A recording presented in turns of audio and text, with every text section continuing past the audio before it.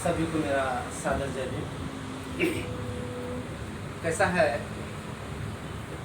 हम लोगों ने जो एक पक्का निर्णय बनाया है कि अमृतराज बुद्धिस्ट सोसाइटी के जितने भी हम लोग पदाधिकारी हैं, और बाबा साहब का जो पढ़ाई का जो साधन है हमारे पास में, उस साधन को हमें एक बाबा साहब के विचारों में जाके उन्हें जिस प्रकार से पब्लिक में अपनी बात को रखा, उसी प्रकार से हमें उस विचारों को उनके सामने में रखना है, प्रेजेंट करना है, ताकि उनको लगे कि सच में हम गुलाम हैं और इस गुलामी से हमें निकलना है। इस प्रकार से हमें थोड़ा सा प्रेजेंट करना है। और मैं कुछ इस बात से हो कि हम लोग कोशिश कर रहे हैं कि जैसे खड़े हुए और हमने 22 प्रतिज्ञा का पालन किया और हमने उस धर्म को स्वीकार किया, आज हमें लगता है फिर से उसी सब्जेक्ट को लेके हम लोग सामने में रख रहे हैं, तो हमें लोगों को पिंच करना है, उनकी हमारे लिए सुख सुधार के लिए जो भी प्रयत्न किए वो हमारे लिए बहुत ही अस्मरणीय है। उसी के बारे में आज का जो सब्जेक्ट है, धर्म लेने से पहले हमें सावधान होना चाहिए। मैं हिंदी में उसको लिखा है, लेकिन ये जो सब्जेक्ट है, ये जो सब्जेक्ट लिया गया है बाबा साहब के माध्यम से, लेकिन कुछ अस्पष्ट ने विचार किया है कि भाई ये सब्जेक्ट तो ले रहे हैं, लेकिन इसके लिए कुछ होना चाहिए। तो 4 मार्च 1933 को बम्बई में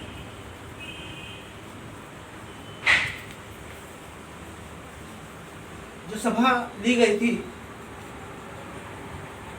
जिसमें बाबा साहब को एक सम्मान पत्र देने के लिए, उस सम्मान पत्र में हमारे अस्पृश्यों ने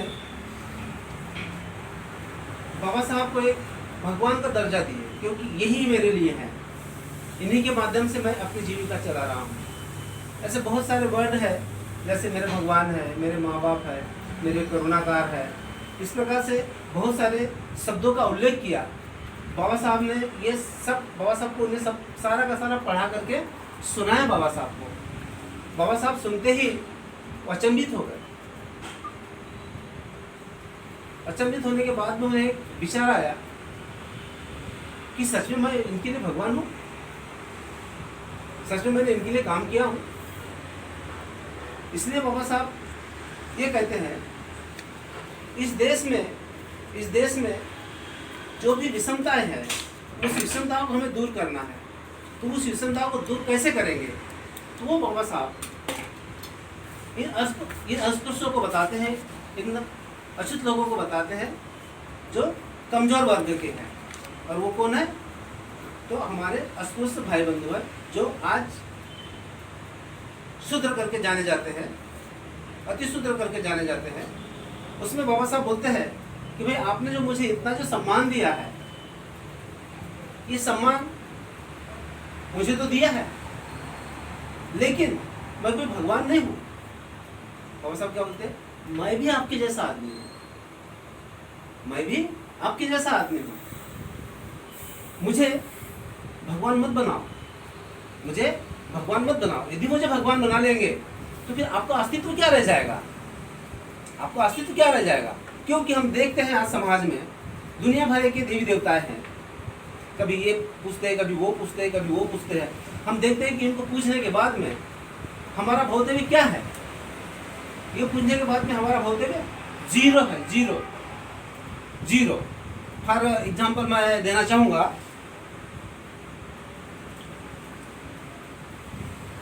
शूद्र पशु नारी सब ताड़न के अधिकारी, शूद्र पशु नारी सब ताड़न के अधिकारी।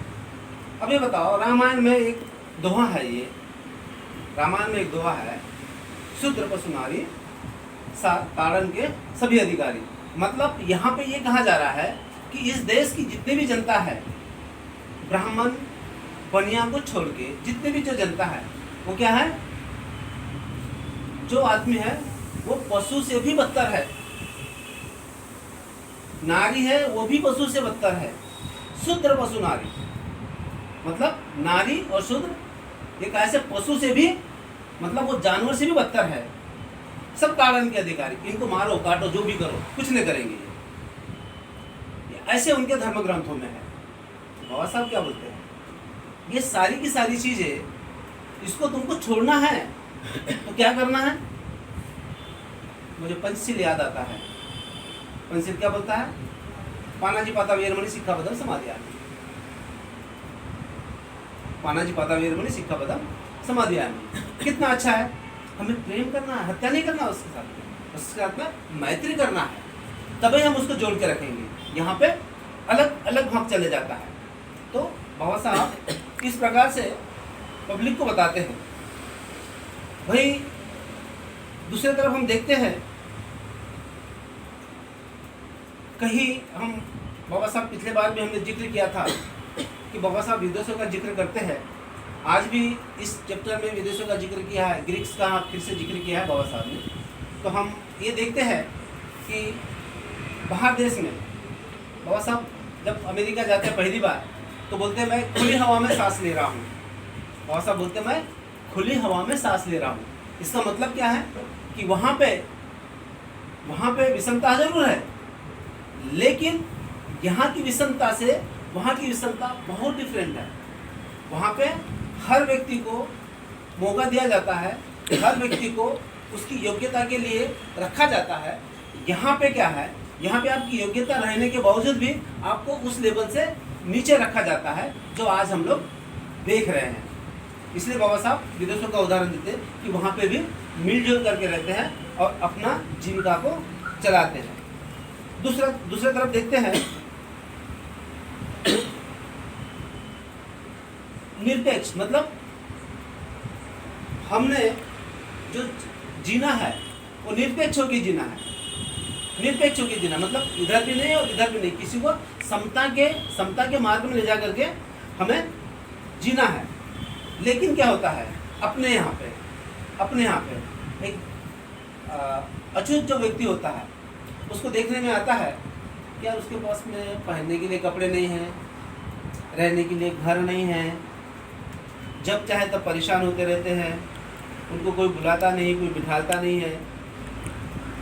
इस प्रकार से हम लोग देखते हैं। बाबा साहब किसको बता रहे हैं, उस अस्पृश्य को बता रहे हैं। और क्यों बता रहे हैं, क्योंकि उस प्रकार वहाँ पे उस समय में इस प्रकार की परिस्थिति निर्माण थी। उस परिस्थिति को बदलने के लिए बाबा साहब खुद इस चीज़ को देख के, खुद इस चीज़ को अनुभव करके और लोगों के लिए हमेशा रिपीटेशन डालते ब्रिटिश के पास में करके बाबा साहब इनको ये बता रहे हैं कि देखो तुम इस प्रकार से मत रहो,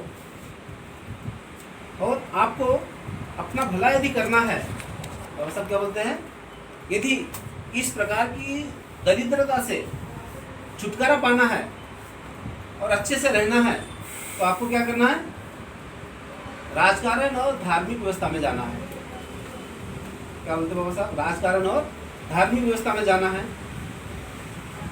यदि आप धार्मिक व्यवस्था में जाते हैं और राजकारण व्यवस्था में जाते हैं तो आपको राजकारण सत्ता में जाएंगे तो हमारा एक वर्चस्व रहेगा, हमारी मिनिस्ट्री रहेगी, जिस वजह से हम कुछ जो नियम बनाएंगे उस नियम के आधार के ऊपर में आपको सारी की सारी सुख सुविधाएं निर्माण होगी, जिससे तुम्हारी पढ़ाई, तुम्हारी अर्थव्यवस्था, तुम्हारी बीमारी, तुम्हारे अस्पताल, इसके लिए कुछ नियम बनेंगे जिससे तुम्हारी व्यवस्था कुशल पूर्वक होगी और किसी प्रकार का तकलीफ नहीं होगा। तो ये कैसे होगा, हम जब पढ़ाई करेंगे, जैसे मैंने अभी पहले बताया है कि भाई ये जो दरिद्रता है, इस दरिद्रता को दूर करने के लिए हमें सामने आना पड़ेगा, हमें पढ़ाई करना पड़ेगा, उनके बराबरी हमें आना पड़ेगा, तब हम ये सारी चीज़ें करेंगे। उसके लिए क्या करना पड़ेगा, सबसे पहले हमें संगठन को निर्माण करना पड़ेगा। और संगठन कैसे निर्माण होगा? हम देख रहे हैं हमारे यहाँ पे बहुत सारे संगठन बने हुए हैं, बहुत सारे संगठन हैं, लेकिन देखने में आता है कि ये जिस प्रकार से बाबा साहब ने बताया है कि आपकी बीमारी के लिए फ़ायदा होगा, आपके आर्थिक व्यवस्था के लिए फ़ायदा होगा, आपके शिक्षा के लिए फ़ायदा होगा, आज हम देखते हैं कि इतनी सारी प्रकार की जो हमारी संस्था है, इनमें से हमारा एक भी पार्लियामेंट में आदमी नहीं है, और यदि है तो हमारे समाज में जो आज जो परिस्थिति देख रहे हैं वो बिल्कुल दयनीय स्थिति है, उससे हमें कोई भी फायदा नहीं हो रहा है। बाबा साहब बोलते हैं हमें राजनीति में जाना है, राजनीति में जाएंगे तो हम कुछ ना कुछ तो रखेंगे सामने में। जैसे बाबा साहब उनके बीच में जाके बोलते थे कि नहीं ये ऐसा नहीं है, ऐसा है, इसको ऐसा करो। बाबा साहब के हयात में ऐसी हुआ करते था। तो अभी हम ये देखते हैं संविधान तो बना है, संविधान में बाबा साहब ने सब कुछ लिख दिया है, परंतु यहाँ की जो व्यवस्था है ब्राह्मणवादी, इस व्यवस्था ने उसका पूरा का पूरा उल्टा करके रख दिया है, जिस वजह से हमारे लोगों को जो आज पिछड़ा वर्ग कहा जाता है, जो आज दलित वर्ग कहा जाता है, इसको इन लोगों को आज भी उस प्रकार से व्यवस्था नहीं मिल रही है। उसके साथ साथ में ये भी देखते हैं कुछ कांग्रेसी वरिष्ठ नेता जो है, यदि हमारा व्यक्ति यदि उसमें से 10 लोग हैं और हमारा एक व्यक्ति है, तो ये कुछ भी नहीं कर सकता और करने की ताकत भी नहीं है इसमें। क्यों? क्योंकि हम ये देखते हैं कि बाबा साहब अकेले एक होने के बावजूद भी उनके बीच में सही बात के लिए अपनी बात को रखते थे और उससे मनवा लेते थे। आज हमारे व्यक्ति यदि जैसे इंग्रेज जी ने बताया कि भाई हमारे 10 सीटें यहाँ की है, 15 सीटें वहाँ की है, 20 सीटें वहाँ की है, इस प्रकार से हमें जब बताया है, तो हमारी इतनी सीट भी नहीं गई है, हमारी सीट गई है लेकिन उनके बन के रह गए हैं। इससे हमारी भी किसी भी प्रकार की व्यवस्था नहीं हुई और हमें इस प्रकार से हमारे आप में परिवर्तन करने के लिए हम ही लोगों को उन्हें बहिष्कार करके रख दिया है। इसमें हमने ये देखा है, कुछ समय बाद देखते हैं हम लोग तो हिंदुस्तान के वरिष्ठ लोग पिछड़ों के साथ में संघर्ष करते हैं, लेकिन पता ये चलता है कि वो जो ब्रिटिश लोग हैं, वो ब्रिटिश लोग हिंदुस्तान के साथ में, मतलब वरिष्ठ लोगों के साथ में, मतलब यहाँ के ब्राह्मण लोगों के साथ में मिलके उनने जो भी काम किया है वो वहाँ तक ही सीमित किया है, क्योंकि उन्हें अपना काम करना है, अपना काम करके अपना उल्लू सीधा करना है। इसलिए उनके लिए थोड़ी देर के लिए मिल के रहे, उसके बाद में सारा का सारा बोझ, सारा की सारी लड़ाई अम्बेडकर राइट्स और Congress, Ambedkar rights and RSS, इनके साथ में हमारा विचारों के बीच में संघर्ष निर्माण हो गया और आज भी उस संघर्ष को हम लोग ले रहे हैं। इसीलिए हमने अम्बेडकर राइट्स बुद्धिस्ट सोसाइटी के माध्यम से मैं कहना चाहूँगा कि हमारे जितने भी सदस्यगण हैं, ये इस बात को ध्यान में रखें कि आज जिस प्रकार से भी व्यवस्था है, उस व्यवस्था को हमें तोड़ना है। और हमें कैसे तोड़ना है? बाबा साहब के विचारों को लेके उनके विचारों को तोड़ना है और अच्छी स्थापना प्रस्तापित करना है, और वो स्थापित करके हमें ये जो सुख सुविधाएं हैं, ये सुख सुविधाओं को निर्माण करना है, ताकि यहाँ की पब्लिक अपने आप को अच्छे स्थान पे ले जाए और अम्बेडकर बुद्धिस्ट सोसाइटी का नाम ले। अम्बेडकर बुद्धिस्ट सोसाइटी, मतलब अम्बेडकर बुद्धिस्ट सोसाइटी एक विंग है, लेकिन मैं इसलिए बोल रहा हूँ नाम ले क्योंकि बाबा साहब ने जो करके रखा है, इसलिए बाबा साहब के इशारे के ऊपर में, बाबा साहब के नियमों के अनुसार वो अपनी कार्य प्रणाली को निरंतर चालू रखे। आगे देखते हैं हम लोग, बाबा साहब फिर कहते हैं कि इस समाज में हमारा एक समता सैनिक दल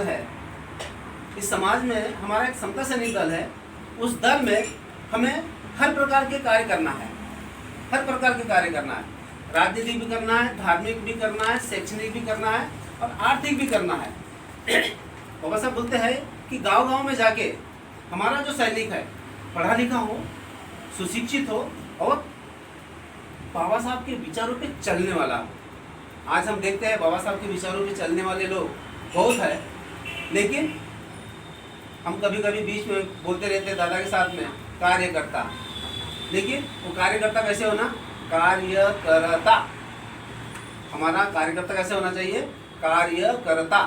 तो इसी प्रकार से बाबा साहब समता सैनिक दल के लोगों को ये बताने की कोशिश करते हैं कि भाई हमारे समता सैनिक दल ऐसा होना चाहिए, गांव-गांव में जाके ये जो पत्रक है, ये जो जानकारियाँ है, ये जो जानकारियाँ जो हमें मनुष्य को मनुष्य बनाने की जो कला है, ये व्यक्ति जाके गांव-गांव में, घर-घर में जाके इसको पढ़ के सुनाए। जब पढ़ के सुनाएगा तो उनके मन में एक अलग भाव आएगी। जैसे फॉर एग्जाम्पल बाबा साहब का मुखनायक पत्र निकला है पाक्षिक, उसमें बहुत सारे बातें बाबा साहब ने लिखी है, समाज के लिए, इस देश के लिए लिखी है। इस देश की बातें यदि हम उस व्यक्ति को बताते, अरे भाई तू तो पहले ऐसा था, तेरी तो कोई भी योग्यता नहीं थी, लेकिन बाबा साहब ने ये तेरे लिए निर्माण करने की बात की, चल तू इधर आ जा।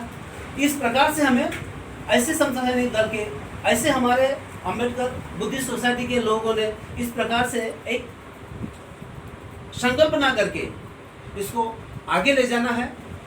मैं फिर से कहूँगा कि बाबा साहब के विचार हमें जन जन तक के पहुँचाना है, जो सबके हित के लिए है, सबके कल्याण के लिए है। इसलिए हमें एक संघ की निर्मित करना है। जब संघ की निर्मित हो जाएगी तो हम लोग एक अच्छे प्लेटफॉर्म पे चले जाएंगे और हमने जो संकल्प बनाया है, जो बाबा साहब बोलते हैं